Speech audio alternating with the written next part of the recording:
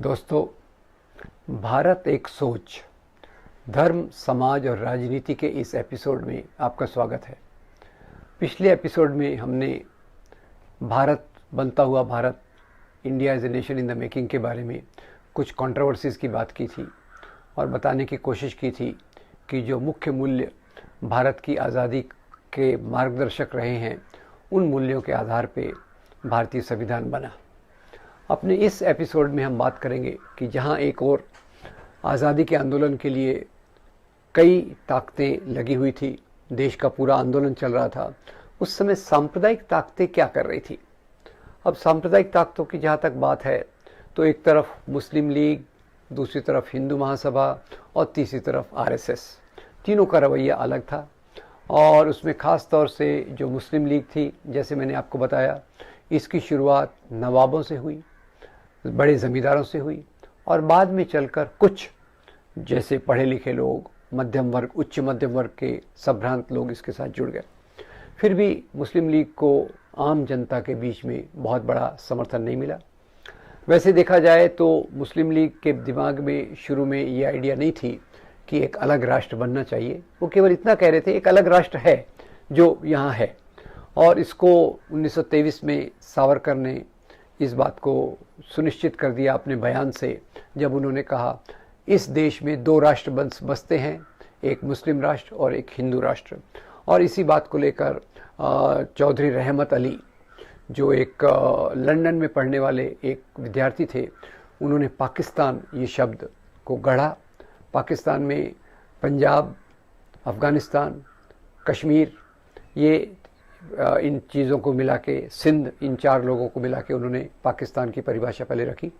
और फिर भी पर आम उसमें जनता में इसके कोई बहुत उत्साह नहीं था। 1940 के आते आते दो तीन घटनाएं हुई। एक घटना तो पहली हुई मोतीलाल नेहरू कमेटी 1928 में, जब मुस्लिम लीग के लोगों ने मांग रखी कि हमारा प्रतिशत तो जनसंख्या में 25% है, पर हमें 33% जगहें मिलनी चाहिए। उनका तर्क ये था, उनका लॉजिक ये था कि क्योंकि किसी बड़े चीज़ का बदलाव के लिए 2/3 मेजॉरिटी चाहिए और यहाँ हिंदू मेजॉरिटी में हैं, तो हम पर कोई अत्याचार ना हो, इसलिए हमको 1/3 अगर अधिकार मिले तो वो ठीक रहेगा। अब उन्होंने ये भी कहा कि सिंध प्रांत को बॉम्बे प्रोविंस से अलग किया जाए। ऐसी कुछ कुछ मांगे रखी। मोतीलाल नेहरू कमेटी ने इसको रिजेक्ट कर दिया। उन पे सांप्रदायिक ताकतों का भी प्रभाव था, जो रिजेक्ट करने के पीछे एक मुख्य कारण बना। अब 1937 तक आते आते हिंदू महासभा, सांप्रदायिक ताकतें ये हिंदू राष्ट्र की बात करने लग गई और हिंदू राष्ट्र के आधार पे बहुत लोगों को संगठित करने लग गई। इन चीज़ों के चलते 1940 में लाहौर में मुस्लिम लीग के अधिवेशन में मोहम्मद अली जिन्ना ने पाकिस्तान की मांग रखी। और जिन्ना को उकसाने वालों में, उनको प्रेरित करने वालों में कोई ब्रिटिश ऑफिसर थे, जो बता रहे थे उनको कि भाई यहाँ तो हिंदुओं की मेजॉरिटी है, आप लोग क्या करोगे। और जिन्ना का भी इतिहास बहुत कॉम्प्लेक्स रहा है। आप जैसे जानते हैं कि शुरू में वो हिंदू मुस्लिम यूनिटी के एम्बेसडर के रूप में आए। 1920 के आंदोलन के बारे में बाद में वो इससे अलग हो गए और फिर मुस्लिम लीग ने उनको लाया। तो एक तरफ से वो इस बात को, धर्मनिरपेक्षता को मानते थे, और लाल कृष्ण आडवाणी, जिनको भाजपा में अपनी जगह खोनी पड़ी एक बयान के लिए, वो बयान क्या था, उन्होंने क्या 11 अगस्त 1947 को पाकिस्तान की कॉन्स्टिट्यूएंट असेंबली में जिन्ना साहब ने जो स्पीच दी है वो बहुत सेकुलर स्पीच है, और सच में वो सेकुलर स्पीच है। तो जिन्ना साहब की दुविधा ये थी, एक तरफ वो मन से कट्टर नहीं थे, वो सेकुलर थे, पर जिस पार्टी में थे वो पार्टी पूरी तौर से कम्युनल थी। तो कई बार मुझे ऐसा कहने की इच्छा होती है कि जिन्ना का दिल या दिमाग ये तो सेकुलर था, पर उनका शरीर कम्युनल था, ऐसा मुझे कहने की इच्छा होती है। खैर, 1940 में उन्होंने मांग रखी, पर उसमें मीटिंग में ज़्यादा मुसलमान नहीं थे। और इसके पृष्ठभूमि में ये भी है कि 1937 में जब असेंबली के चुनाव हुए, तो असेंबली के चुनाव में कांग्रेस को भारी सफलता मिली। तो मुस्लिम लीग ने उत्तर प्रदेश में, नेहरू जो उस समय वहाँ के प्रधान थे उत्तर प्रदेश के, कहा कि भाई भले ही हम चुनाव हार गए, आप हमको कैबिनेट में जगह दीजिए। तो नेहरू का लॉजिक था कि आप में से ज़्यादा लोग तो ज़मींदार हैं, ज़्यादा लोग तो नवाब हैं, अगर आपको मैं कैबिनेट में रखूँगा तो मैं यहाँ लैंड रिफॉर्म्स, भू सुधार कैसे कर सकूँगा। तो नेहरू का ये लॉजिक उनकी सोच के हिसाब से था। खैर 1940 में प्रस्ताव रखते हैं, उसमें थोड़े तबके के उच्च वर्ग के मुसलमान आते हैं। इसके जवाब में अल्लाह बख्श नाम के एक बहुत बड़े मुसलमान लीडर वो एक मीटिंग बुलाते हैं और उस मीटिंग में वो प्रस्ताव करते हैं कि हम आम मुसलमान पाकिस्तान के प्रस्ताव का विरोध करते हैं, क्योंकि पाकिस्तान का प्रस्ताव हम आम मुसलमानों के लिए आत्महत्या के समान है, ये हमारे नुकसान में है। और ये उन्होंने जो कही, इसी के चलते ये भी बता दूं कि आज़ादी के आंदोलन में मुसलमान लीडर्स में भी बहुत लीडर्स हुए, मुझे सबका नाम याद नहीं है। बहुत ऐसे बड़े बड़े लीडर्स थे जिन्होंने आज़ादी के आंदोलन में हिस्सा लिया। यहाँ तक कि देवबंद के मौलाना, बरेलवी के मौलाना, वो भी आज़ादी के आंदोलन के साथ में थे, वो भी पार्टीशन की मांग का विरोध कर रहे थे। और उनमें से जैसे खान अब्दुल गफ्फार खान, मौलाना अबुल कलाम आज़ाद, ये बहुत बड़े नाम हैं जिन्होंने अंत तक पार्टीशन की बात को स्वीकार नहीं किया। तो खैर ये एक हमें याद रखने लायक बात है कि पार्टीशन जो हुआ उस पर मैं अगले एपिसोड में आऊँगा। पर यहाँ तक 1947 के बाद, पार्टीशन के बाद, संभ्रांत मुसलमानों का बड़ा तबका, जिसमें बड़े ज़मींदार थे, बड़े नौकरशाह थे और बड़े व्यापारी थे, वो पाकिस्तान चले गए। वहाँ उनको कॉम्पेंसेशन में कुछ मिला और यहाँ जो रह गए वो आम तबके के मुसलमान रह गए। कुछ बाकी मुसलमान भी डर के पाकिस्तान गए, जैसे डर के हिंदुओं का एक बड़ा तबका पाकिस्तान से भारत में आया। वो प्रक्रिया दोनों तरफ से चली। खैर इस तरफ ये मुस्लिम सांप्रदायिकता है। बाद में पाकिस्तान में जो हुआ वो एक अलग किस्सा है। अब यहाँ जो दूसरी सांप्रदायिक ताकत थी वो हिंदू महासभा की थी। हिंदू महासभा में विनायक दामोदर सावरकर निश्चित रूप से शुरू में ब्रिटिश विरोधी क्रांतिकारी थे और उन्होंने किताब भी लिखी। किताब बहुत मल्टी वॉल्यूम किताब है जो आज़ादी के आंदोलन पे है। भारतीय इतिहास के 6 स्वर्णिम पृष्ठ, भारतीय इतिहास के 6 स्वर्णिम पृष्ठ, ये उनकी किताब का शीर्षक है। और उसमें उन्होंने 1857 की क्रांति को भारत की आज़ादी का पहला स्वतंत्रता संग्राम बताया है। अब ये बात उन्होंने की।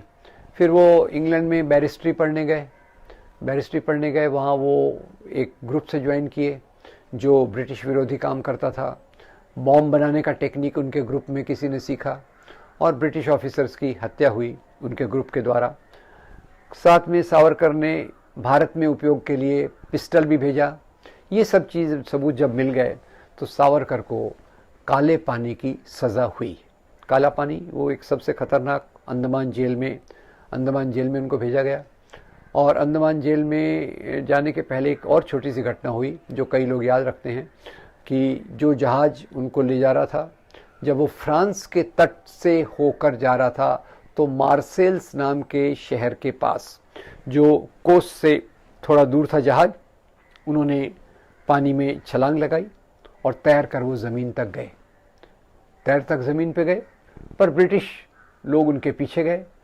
टेक्निकली मार्सेल्स में जब वो गए तो वो एक आज़ाद व्यक्ति थे, क्योंकि वहाँ ब्रिटिश कानून लगता नहीं है, वो ब्रिटिश के अपराधी थे। पर खैर ब्रिटिश ऑफिसर्स गए, उन्होंने उनको पकड़ के लाया, जाके अंडमान जेल में उनको ठूंस दिया। अंडमान जेल में रहकर बहुत बड़ा परिवर्तन आया उनमें। कहते हैं कि भाई अंडमान जेल में उनको यातनाएं दी गई। तो यहाँ मैं आपको बता दूं, अंडमान जेल में वो अकेले नहीं थे, ऐसे बहुत सारे क्रांतिकारी थे जिन्होंने यातनाएं झेली पर माफ़ी नहीं मांगी। इन्होंने यातना के आधार पे बार बार 5 या 7 बार अंग्रेज़ों को माफ़ीनामा लिखा। और माफ़ीनामा में क्या लिखा उन्होंने कहा कि मेरे से गलती हो गई, मैं उस रास्ते पे नहीं जाऊंगा, आप मुझे छोड़ दीजिए। तो आपकी मदद के लिए जो मर्लो मोंटो रिफॉर्म 1990 में आने वाला था, मैं उसमें आपकी मदद करूंगा। तो खैर इस तरफ भारतीय राष्ट्रीय कांग्रेस उनकी रिहाई के लिए अलग से कोशिश कर रही थी। पर उसके पहले ही इन्होंने अपनी आज़ादी के रास्ते, अपने जेल से छुटकारा पाने के लिए ये सब माफ़ी मांगी, अंग्रेज़ों को कोऑपरेट करने की बात की, और उन्होंने कोऑपरेट किया भी सही। उनके बदले में उनको पेंशन भी दी गई।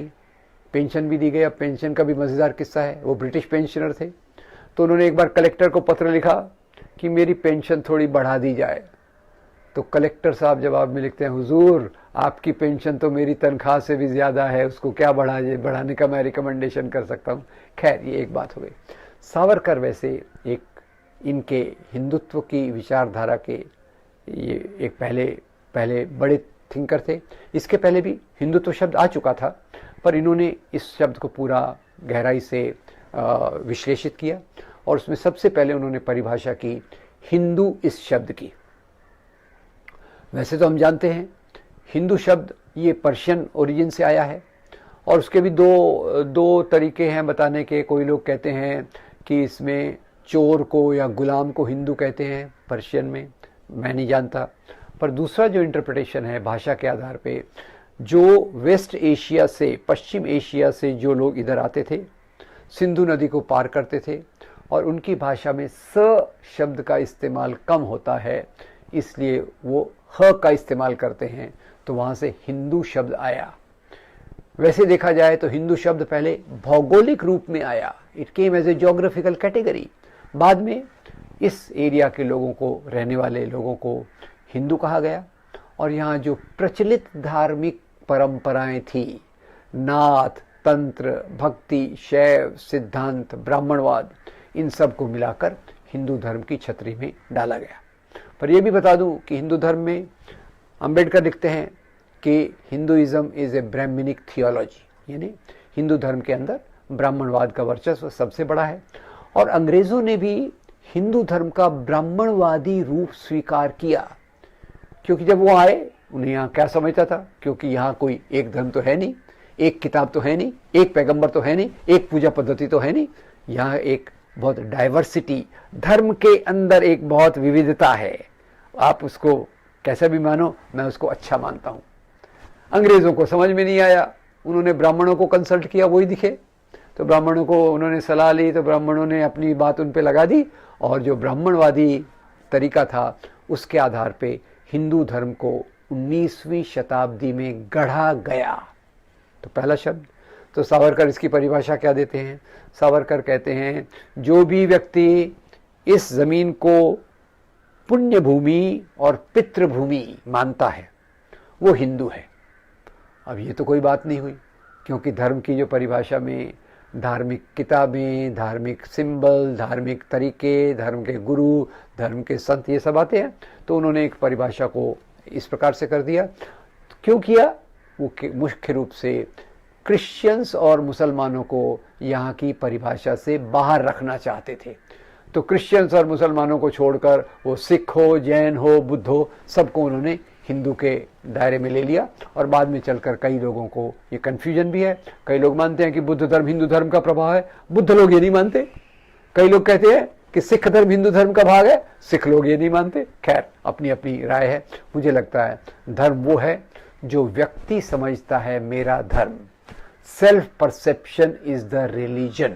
खैर, तो इन्होंने हिंदू का मैंने पहला शब्द बताया, पहला भौगोलिक शब्द, फिर धर्म के नाम वाला शब्द, उसके बाद जो आया वो खास तौर से ब्राह्मणवादी परंपराओं में डूबा हुआ धर्म, उसको मुख्य रूप से हिंदू धर्म के रूप में माना गया। उन्होंने एक और शब्द लाया और वो था हिंदुत्व। हिंदुत्व यानी पूरा हिंदूपन। अब यहाँ मैं क्लियर कर दूँ, ये शब्द 1893 से ये शब्द थोड़ा बहुत आया था, पर सावरकर ने उसको लेकर गहराई से उसका विश्लेषण किया और उन्होंने कहा हिंदुत्व के 3 आधार हैं सावरकर के अनुसार से। नंबर 1 आर्य नस्ल, आर्यन रेस। नंबर 2 सिंधु से लेके समुद्र तक फैली हुई जमीन।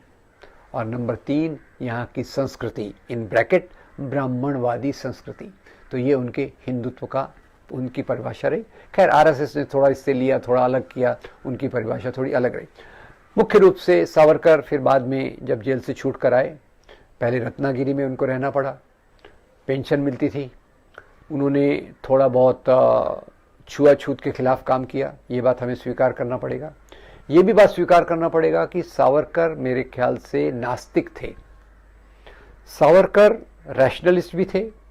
वो कहते थे ये गाय की जो क्या आप पूजा करते हो, गाय तो एक उपयोगी जानवर है।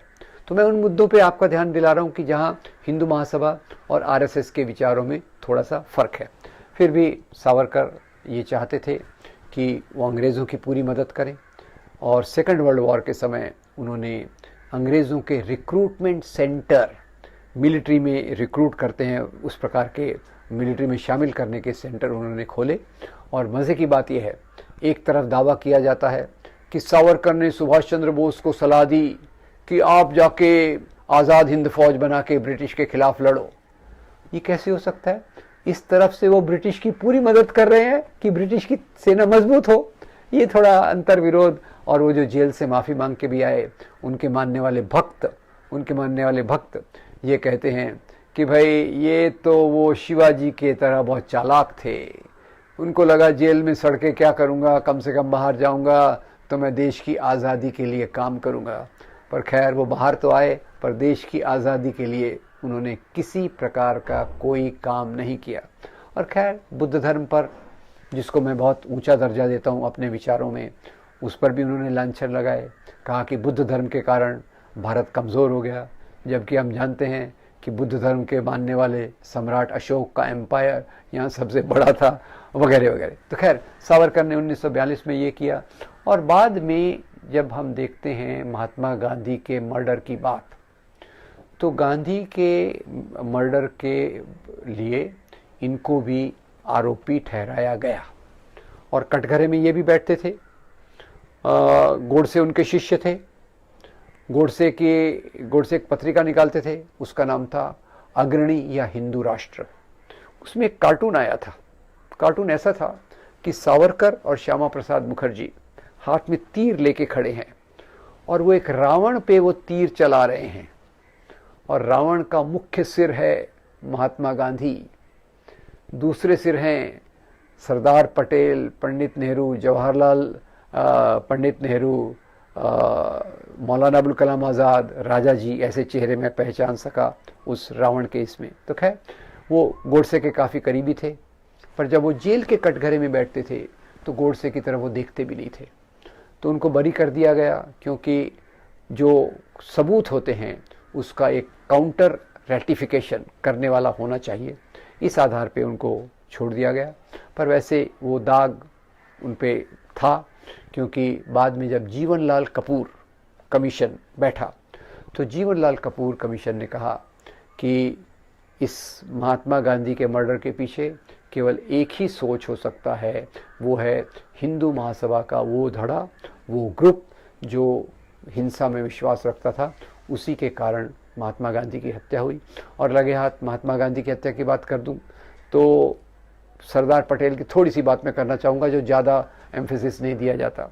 लोग इतना ही कहते हैं कि आरएसएस पे बंदी लगाई गई, मैं उस बात को नहीं कह रहा। मैं ये कह रहा हूँ सरदार पटेल ने जो पत्र लिखा, वो मैं अगले इस पर विस्तार में आऊँगा। सरदार पटेल ने पत्र लिखा कि आरएसएस ने और हिंदू महासभा ने समाज में जो नफ़रत फैलाई, उसी नफ़रत के कारण हमें अपना राष्ट्रपिता खोना पड़ा। और ये नफ़रत जो फैलाई गई थी उस समय, आज पहले से कितना गुना ज़्यादा है, इसका गुणात्मक मूल्यांकन, क्वांटिटेटिव इवैल्यूएशन मैं नहीं कर सकता। केवल इतना बताना चाहता हूँ कि सरदार पटेल भी उस समय बहुत हिल गए थे गांधी मर्डर के बाद, और उन्होंने सीधे रूप से एक तरफ तो आरएसएस को बैन किया, और सावरकर पे जो केस लगा उसमें भी कुछ कारणों से वो छूट गए, पर इससे ज़्यादा कुछ कहा नहीं जा सकता। मैं इस एपिसोड को यहीं समाप्त करूँगा। आज सांप्रदायिक प्रवाहों में हमने मुस्लिम लीग को थोड़ा सा देखा, थोड़ा हिंदू महासभा सावरकर को देखा। अगले एपिसोड में हम राष्ट्रीय स्वयंसेवक संघ, उसकी विचारधारा और आज़ादी के आंदोलन के दौरान उन्होंने क्या क्या किया, इसके बारे में देखने की कोशिश करेंगे। आपका बहुत धन्यवाद। फिर मिलेंगे। Thank you very much.